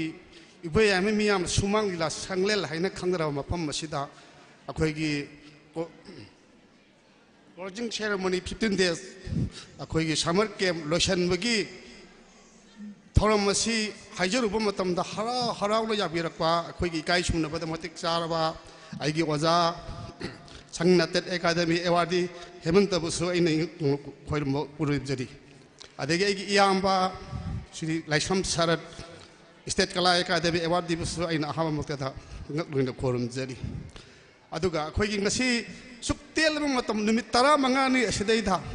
a quick summer came Ashedata, a quagi Natki Oibatang, Jagoi, Ishai, Pena, music, Mayamasi. अखोगी नुमित तरा मंगानी the performance पीब ngमना बहोदर बिबा अखोगी बसलेदा असलेरांग ओइबिद केम बसिबु असौबो थौदांग लोबिरिबा आइगी इसा दाइना अदेगी मिलल आइना Ming खंजाबदा अदेगी Indu अदेगी मागा लोइनना समिनरिबा मखोइ पुरंग मपुसु आइगी तरफतगी थाकजब फुदोक्सरी the function लसी पांथोकपदा मियामदा पाउजेन पीनबगी दमक्ता हरा रौना हाइजरुबदा अखोगी मीडिया की अदेगी खबर की साउल की लाइट की पुनमक्से हरा हरौना जाबिरकपा सिसु आइगी नकेदगी थागचब फोंदोक्सरी अदुगा आइना हाइजेन ममखक ले ngasa आइगी सानुपा खंगना पेना सायौ सखिबसे पेना आइबसे अखोगी मितै अखोगी इनाट कदी थाना तानक याद्रबा स्टुबेल अमने हाइबसे आइना लौजे अद पेना सिदैदा अखोइना मयाम नाइ पेना सि यकाइरोल हाइरक यकाइरोल हाइ खक्ता सकपुजे दाइदो इन उवा अद पेना सिदा मा की yakai ron si changi ba posak si kari kari changge hai ba si mathang magi maming tongan na lunya lei hen ma si khoi gi ojagru na haibirami ojagru na haibiram ba wahi do ai amani khotang chamnai panjage pena chayau haibadi aina aham bada akhoi gi miam jibu ai pena saksege ai gi asoi ba ngak piu lan ngak piu na ho du pena chayau ko adugi matung da khoi na yakai rol haiba khoi sesak si tai yakai rol sidagi bu khoi na mu yam lekena magi phamang thaugal adegi kumhu kumdam lon adegi yaibi thangni lon ka kai na khoi mayam ama lei ba sa musi cho aina khangna chatlak ning bagi apam bu su ai isa se da haijen bagi du aina sta khutok chaw si lor ka haije bani aduma pi ma tawrkhine na aina thajajai ai masi khaktani aina haije ka da bu adrang si je hujik si ai gi isa su yauri ba mayam jing si khoi na ngang si kanam ta taning amroi isa gi performance ng yengning bana lingbi dai ba khoi gi mang ding jen bi de ba ai gi tung da site le bi ba imai bi se sel ai gi longa punang ba pusai ni kai khol ba ji ucharaga ji pungsal si hongna ba matam si gi aya ba si lobi na ba ina i ma thana na mayam ji khoi rom jari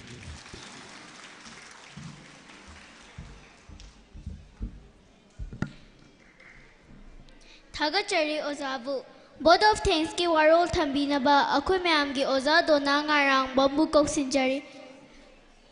mayam punamapu khurum jari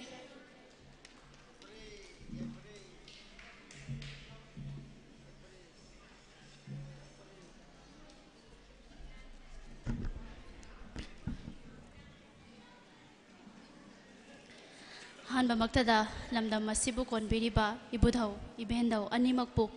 ithanung da chena thago na jabaga loinana ikokno na khurum jari masigi matung tarakpada ngasi yai faraba korau numit June gi tarik 8 nongmaijing numit asida haukiba megi tarik 15 dagi haujaraga 35 phauba 15 days summer camp pangthok chakhiba lotion bagi thoram closing function asida ngasigi thoram gi leiteng oibiriba ikhoina haijaruba matamda thabak achinba kaya ama kaithokpiraga lengbirakliba mayai tangbal da lengsin biriba mingoina hangacharabada chief guest ki phampham lang da lengsin biriba oja Sri Saugrakpam Hemanta Singh Sangit Natak Academy awardee and lifetime General Secretary Manipur State Sumang Lila Council guest of honor ki phampham lang da lengsin biriba kai khumna jariba oja Sri L Sarat Kumar Singh State Kala Academy awardee President ki phampham lang da lengsin biriba kai khumna jariba oza Sri Thokchom Loken Meitai Director Nongin Art and Culture Association Manipur oza ahumakpu ikokno na khurum jari amadi ngasigi thaurambu mapung phahan biriba guardian sing aduga lengbirakliba khwai pumna makpu subchin jaraga ikai khumna ba uchari khurum jari khoina thauram se senjaba matamda ahan bagi mandop se khoina Guru Bipin Mandop Morangkhom Sogaijam Leirak Asida Pangthok Chakhi aduga mi se angang sing se handak se masing se khara yamna lakbana maram oiraga Radha Mandop Morangkhom Sogaijam Leirak Asida tongan na mapham ani thokna ikhoina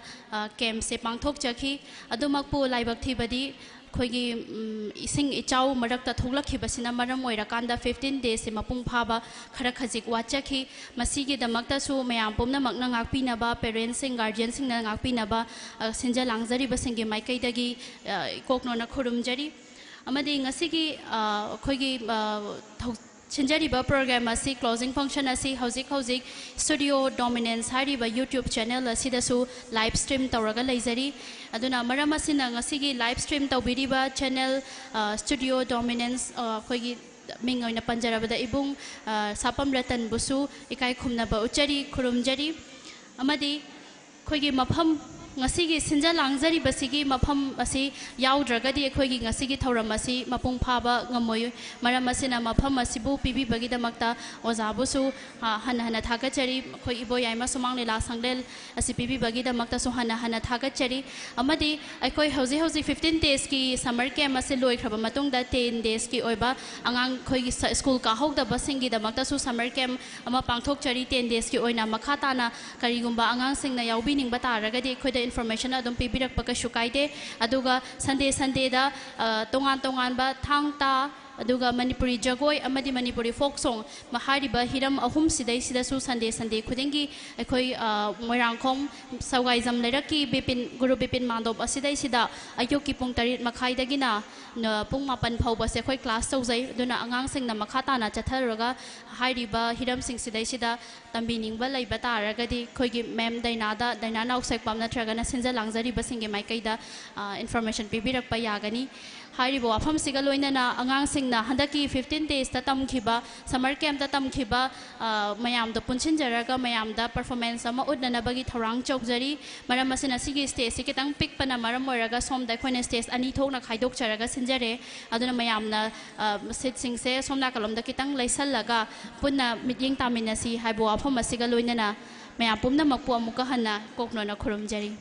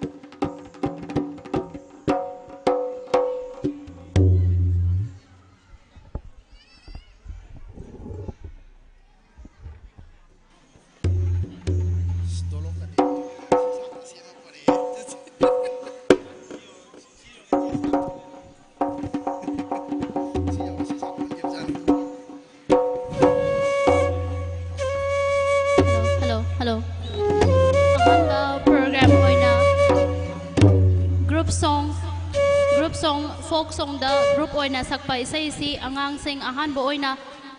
mayam gi mafam da lanthokani ready da laina ba ning sing jari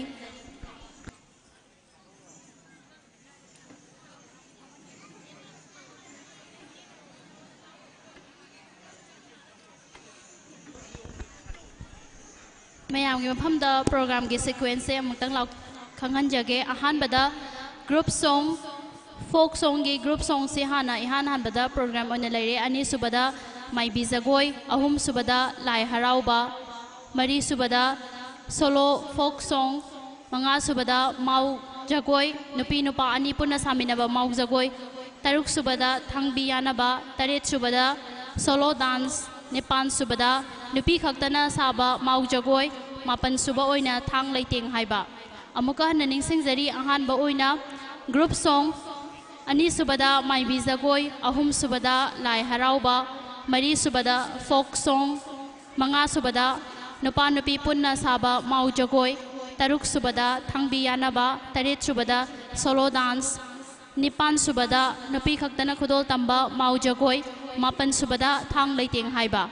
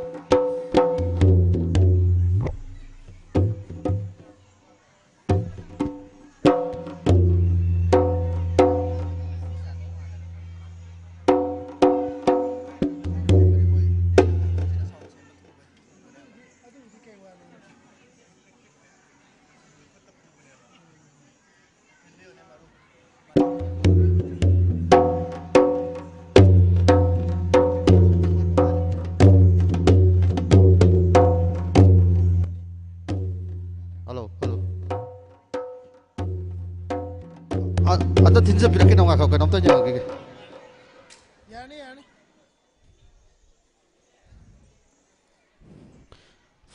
Halo, mana udan tha biro na?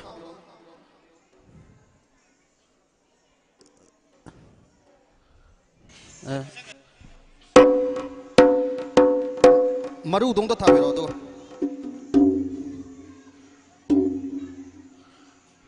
Tha biro.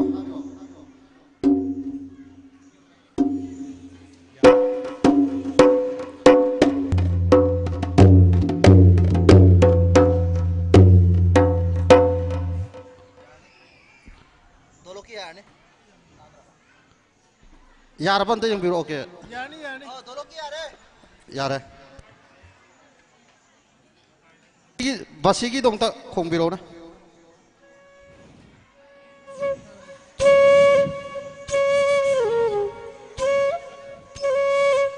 यार है का यार आता इधर यार ने Pena gitu betul oke. Pena gitu untuk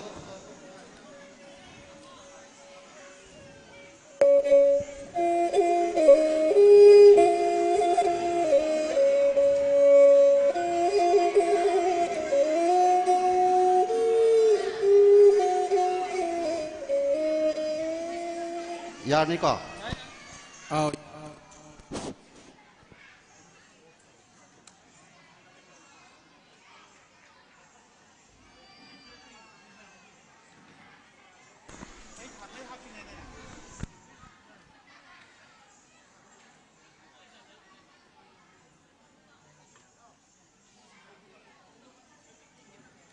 pulang mengan tu, si pulang singan lagi. Semua tadi.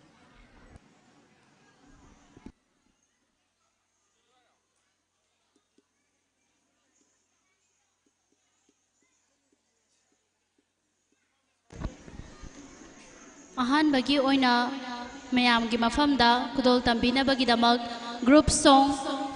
Foci हंदकी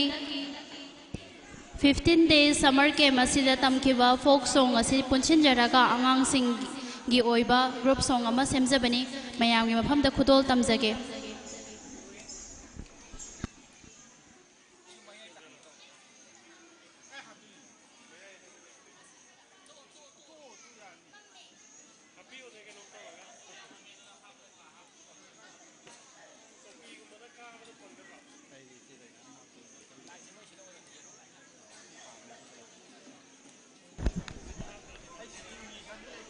Marathana handaki hamjiki ngasigi program asida program host oibikiba anchor oibikiba angang animag handaki summer camp asida yauba angang aktani mamangda makhoi sigumna anchor oiba amuk phauba oidri handaki sina ahanba oina tamjaraga oijabani masida soiba aranba yaukhrabasu ngakpiu amadi angang animak pusu bukning thaugatpiu haina mayamgi mafamda nolokchari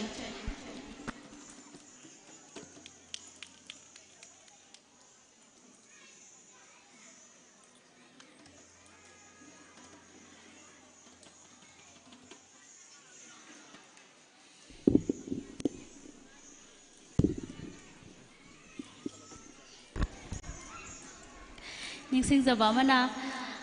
pikliba angangsingna pangthokchariba program sing asida mayamna pukning thaugatpibo oina program gi loirakpa amadi haurakpa tholakpa sida khubak macha amamtang khubiyu masina makhoi gi pukning thaugatpa oina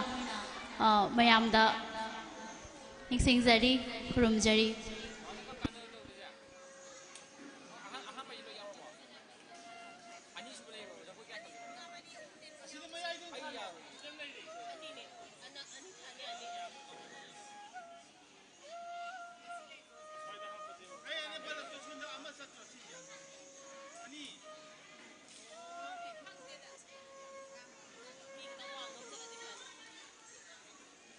Wangida, puding kang di wangi apa pun.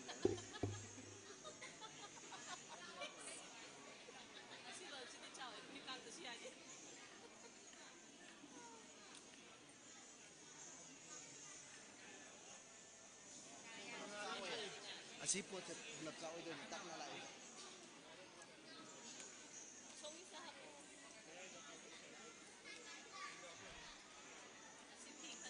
Namla. Sidoanya tahu loh, sini apa nih ya? Asongnya sih macam apa ya? Saya juga mana asongnya di folk aja, ngambil dana.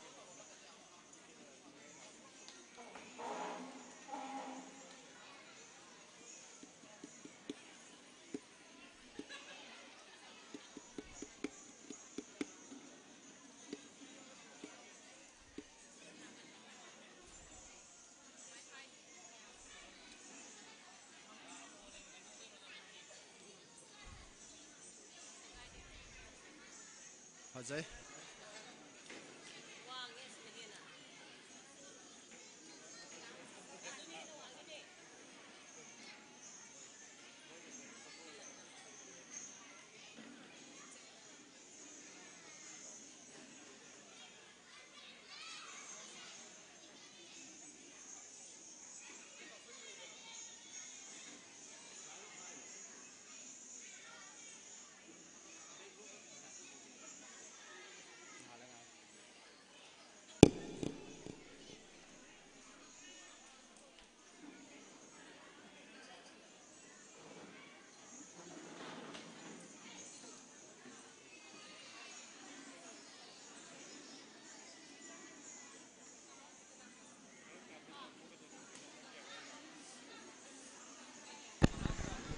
ahanba thabram oina mayamgi mafamda khudol tamjari group song folk group song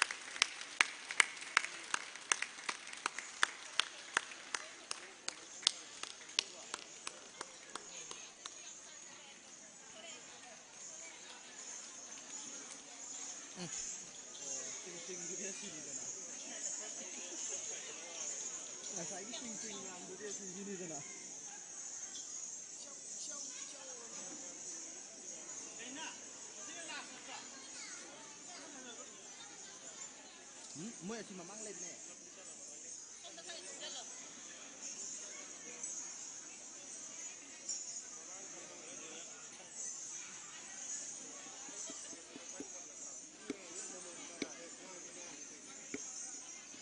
Quay angle the sun cái đó. Quay angle the sun cái đó.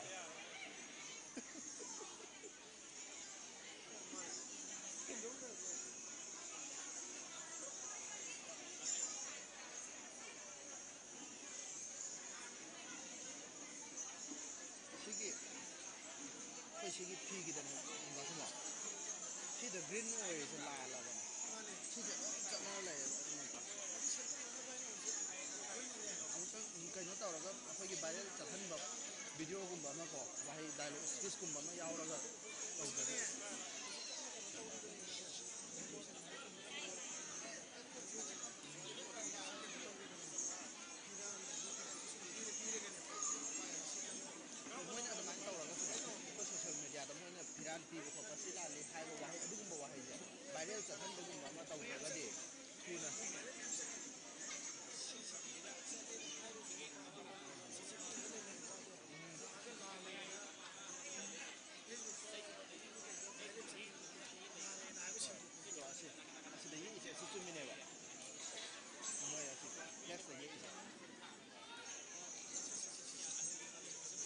시수미네 시네가 아주 멀리 와요. 약간은 퍼자베디 퍼자해봐.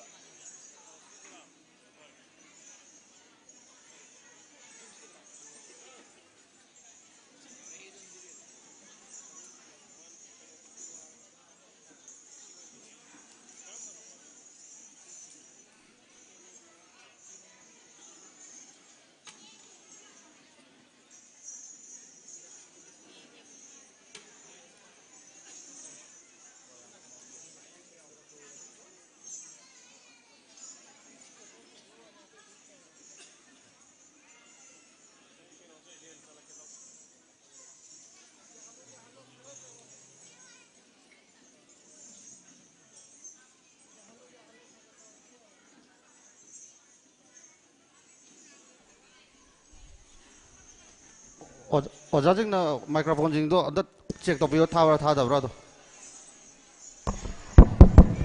Hello. Hello, check. Hello.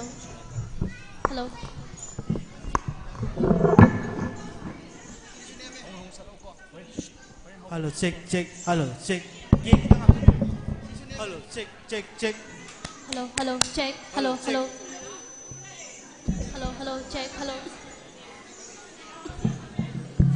Hello, check.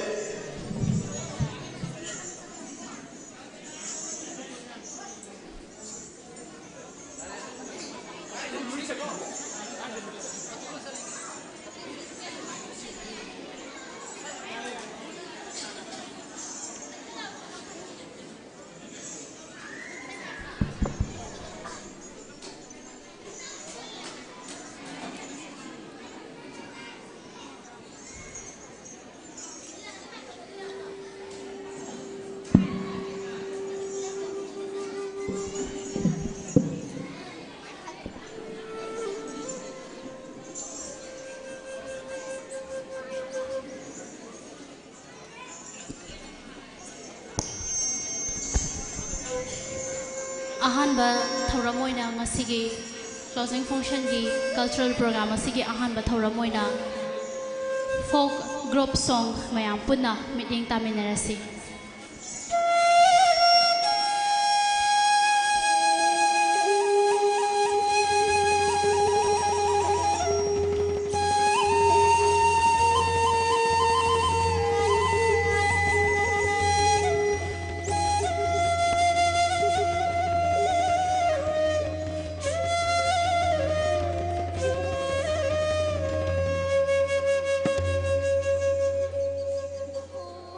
Oh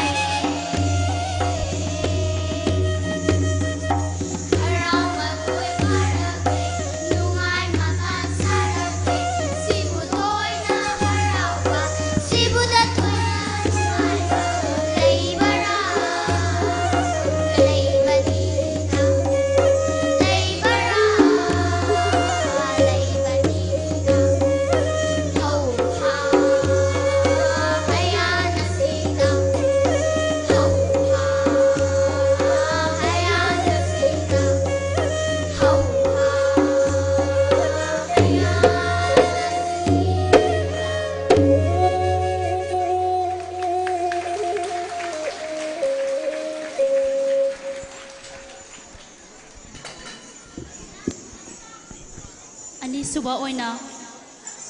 maibi jagoi ngasigi thauram gi ani suba oina maibi jagoi mayam puna meeting taminasi maibi jagoi sabigadawa angang singna ready da lainaba ningsingjari maibi jagoi loiraba matungda lai harauba amuk thamjari ahum suba oina lai harauba thamjari lai harauba sagadauba angang singsu ready da lainanabagi damakta ningsingjari hozik ani suba oina maibi jagoi mayam puna meeting taminasi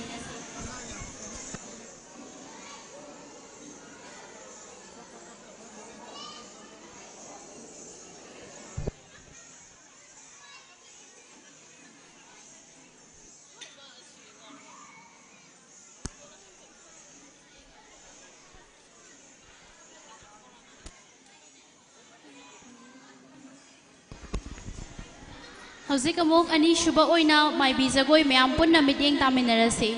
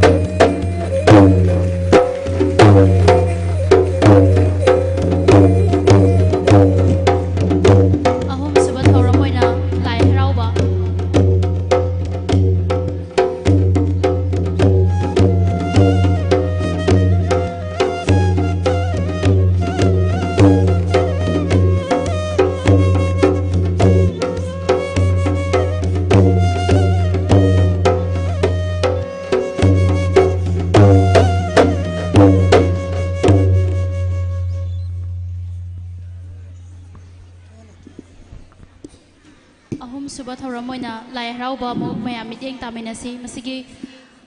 lie हराउबगी मतुंगदा folk song solo Rajkumari Chaoba ready द लाइनबा निंसिंगजरी हौजिक मयाम पुन्ना मिटेंग तामिनरसी Lai हराउबा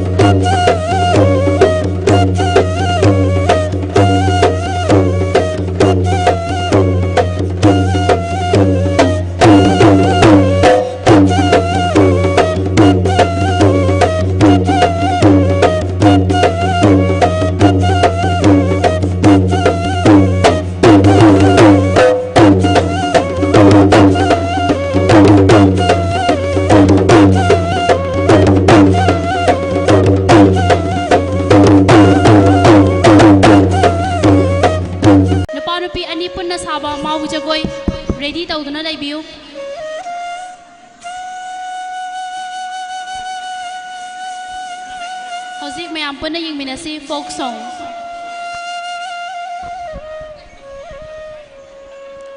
Lobinasi folk song.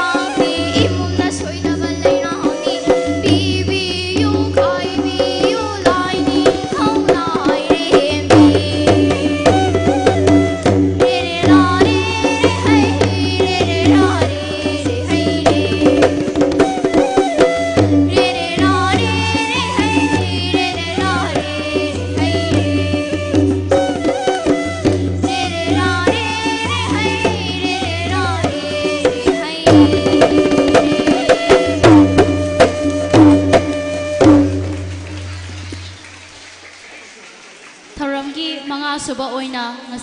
Maui Jagoi नुपा नुपी पुन्ना साबा Maui Jagoi मसिगी मतुंगदा थांबी यानागदबा angang singna ready da lainaba ningsingjari hojik mayamgi mafamda khudol tamjari nupa nupi punna saba mau jagoi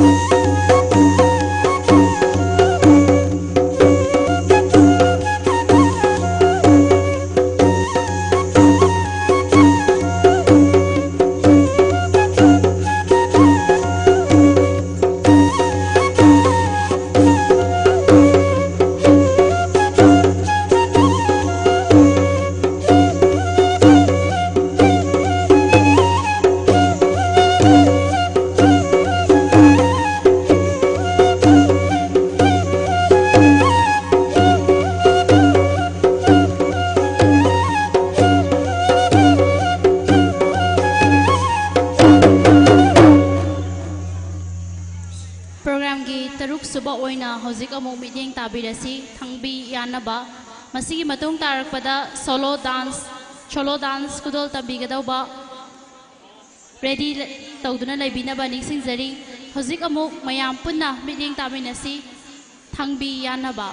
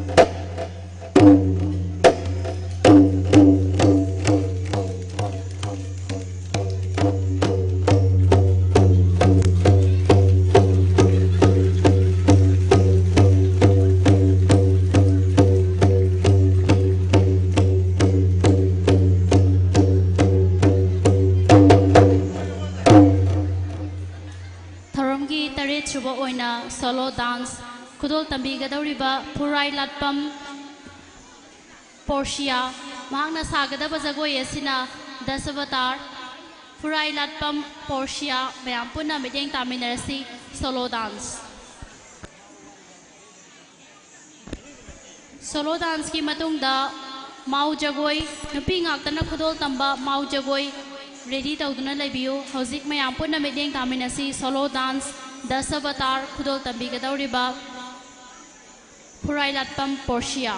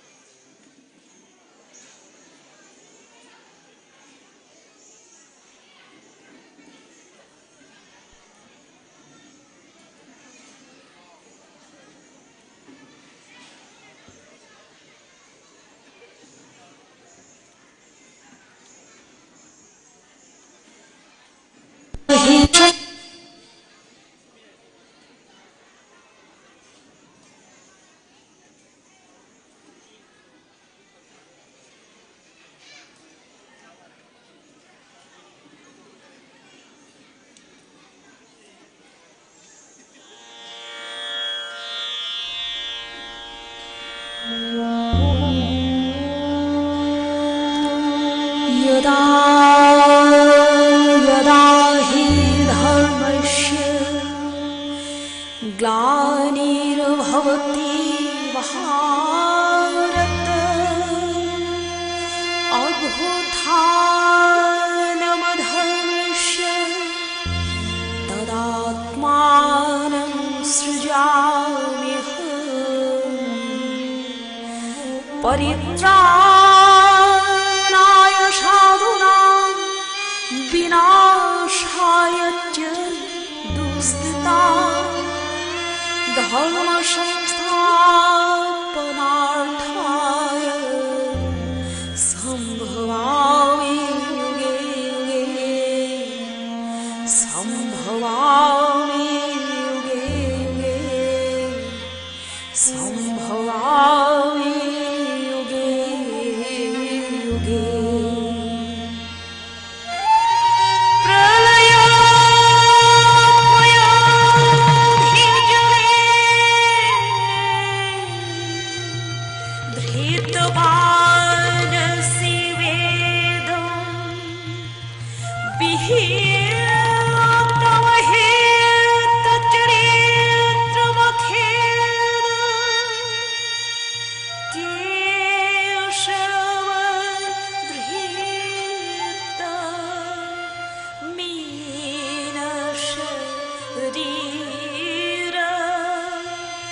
जय जगदीश हरि खिति रति विपुल करे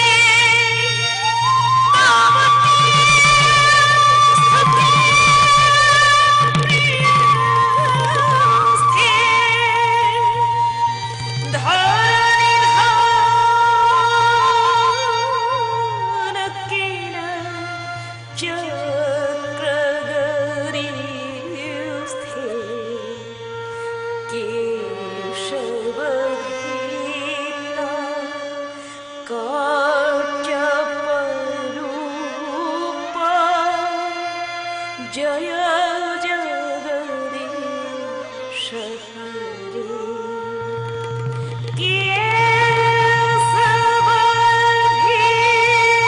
केशवधीता कच्छपरूप जय जगदीश हरि वसति दसन शिखरे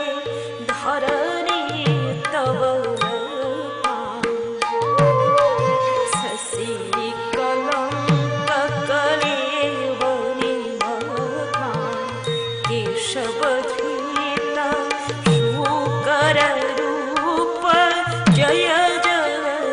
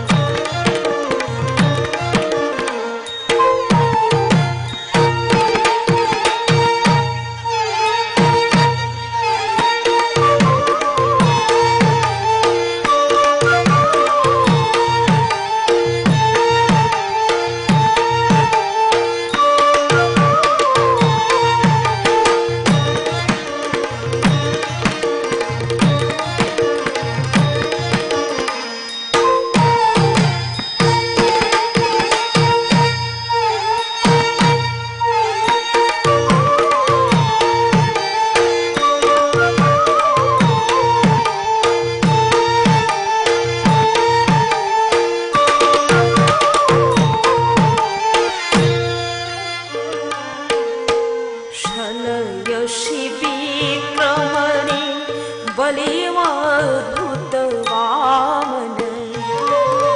पदनखनीर जनित जन पावन केशवधीत वामन रूप जय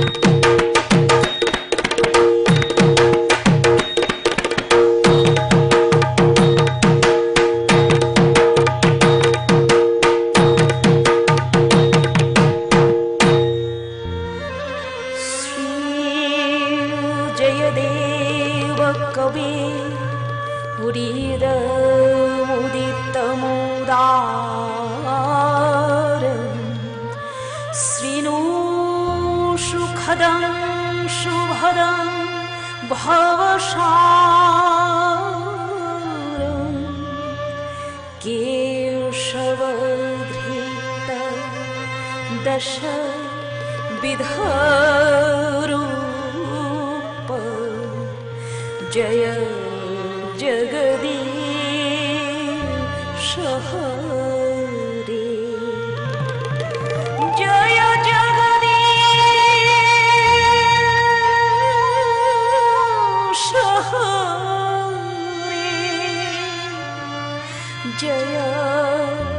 जगदीश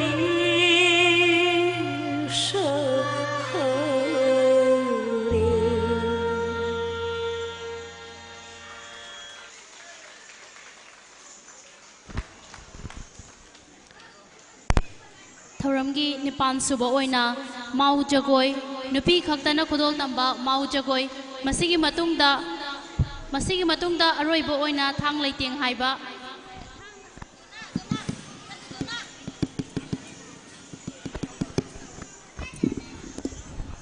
पेरेंट्स की मफमदा करिगुमा बाफम अमता निंसिंजगे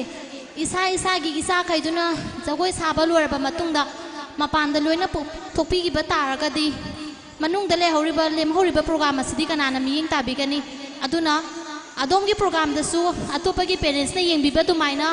लेमहौरिबा पेरेंट्स प्रोग्राम असिसु मियेंग ताबिनबा सिंजरिंग लांगजरिबा माइकैदगी नोंगुमना निंसिंजरी थांगी प्रोग्राम यावगदबा थांग लैतेंग हाइबदा यावगदबा आंगांग सिंग मपानदा लैबा तारगदी निंसिंग चंगननबा निंसिंजरी हौजिक अरोइबा ओइना थांग लैतेंग हाइबगी प्रोग्राम नोइ रेडी दा लैगदोइने हौजिक निपान सुबा ओइना माउ जगोय नुपी खक्तना खुदोल तमगदबा माउ जगोय मयाम पुना मिटिंग तामिनरसी मसिगी मतुंगदा अरोइबा प्रोग्राम ओइना थांग लैतेंग हाइबा आंगांग सिंग रेडी दा लैनबा निंसिंजरी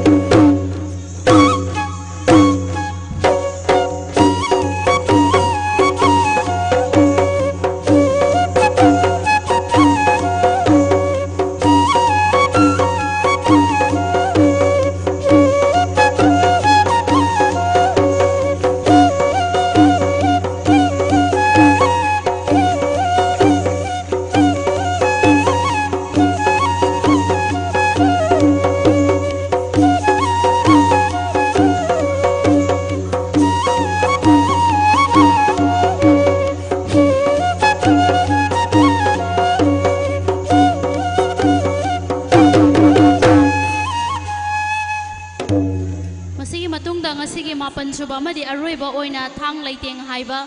mapanda leiriba parents amadi angang sing punna changbirak-tuna aroiba program se mapung phan binabagi damakta nolokna hangachari hauzik aroiba oina thang leiteng haiba mayang mafamda kutol tamjari.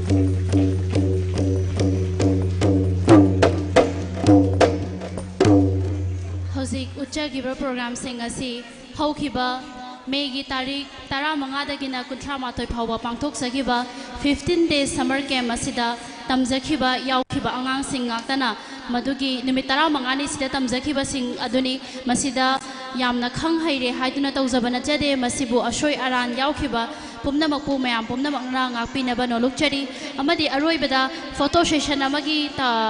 ꯇꯟꯖꯥ ꯂꯧꯖꯒꯦ ꯄꯦꯔꯦꯟꯠꯁꯤꯡ ꯑꯃꯗꯤ